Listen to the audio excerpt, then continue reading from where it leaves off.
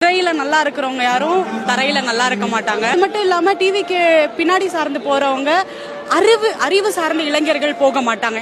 எதுவுமே பண்ணலாம் இதெல்லாம் வந்து அவர் கத்தி படத்துல சூப்பரா பேசியிருப்பாரு, இலவசமா கொடுக்கறது எல்லாத்தையும். ஆனா இதை வந்து அவர் எதிர்த்து பேசும்போது இதெல்லாம் வந்து யோசிச்சு பேசுறாரா இல்ல ஸ்கிரிப்ட் அப்படியே படிக்கிறதுக்கு எதுக்கு அரசியல் வந்தாரு அப்படின்னு தெரியல.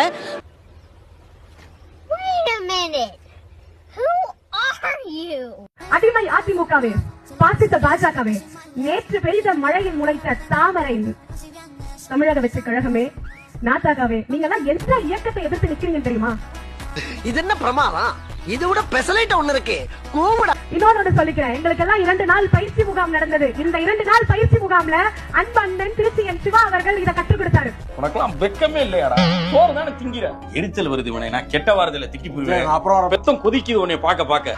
அதை வந்து நாங்க நம்பணுமா? மக்கள் நம்பணுமா? What bro, it's very wrong bro.